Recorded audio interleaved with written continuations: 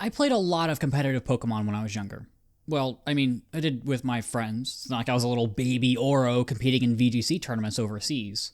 The one aspect that I and many others dumped insane amounts of time into was the breeding aspect. I've since fallen off the Pokemon train, but Palworld has been there to pick up the slack in many ways, and I've now fully fallen into the Palworld Eugenics hole. I'm Ouroboros. Let's talk.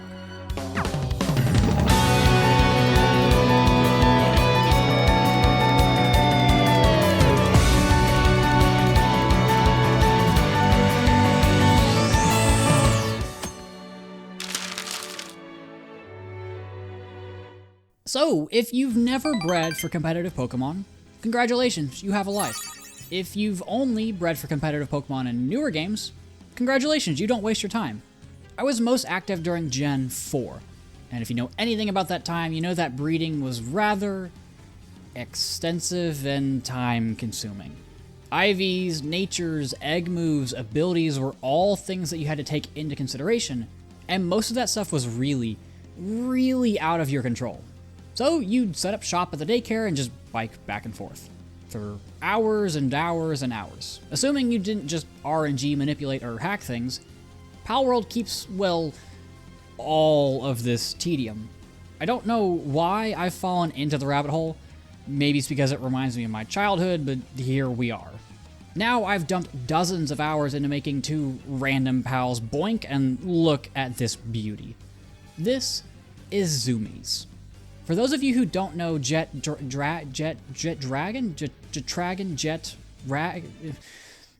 legendary pal is the fastest one in the game. By a lot. And if you couldn't tell, it can also fly. That makes it incredibly useful for traversal. Well, for those eagle-eyed viewers, you probably noticed a few very helpful traits. This, at least at the time when I bred it, is the fastest possible combination of passives. So for reference, here's how fast a normal Jet Dragon is with no movement passives.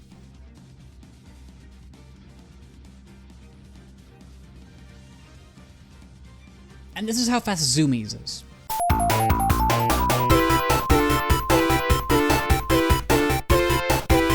Yeah, pretty big difference.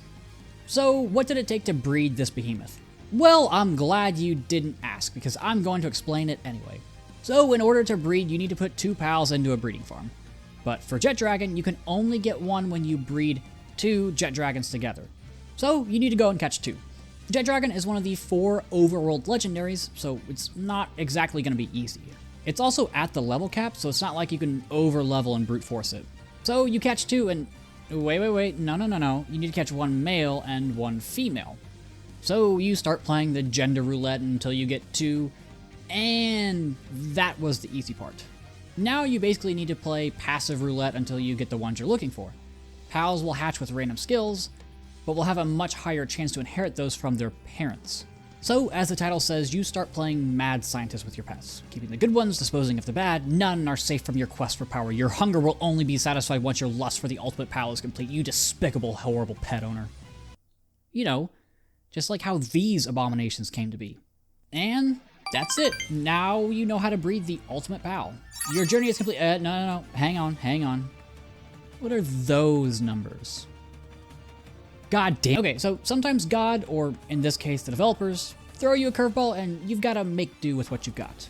These are IVs, yet another thing you can change about a pal through selective breeding.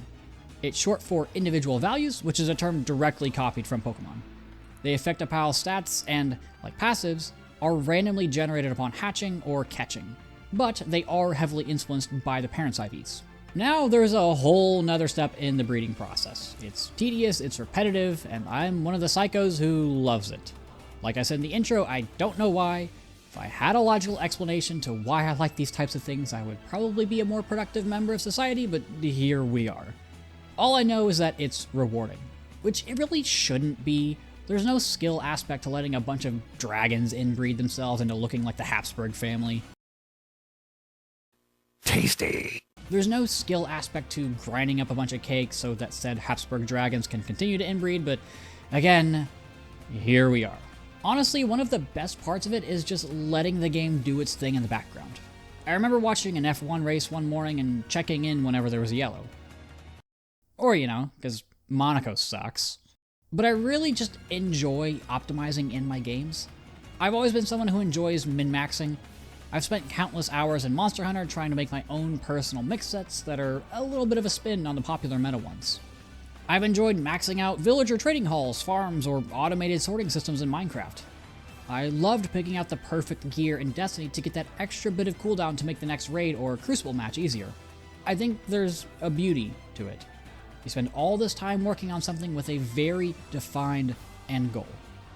Then, when you finally achieve it, there's this feeling of catharsis, of relief.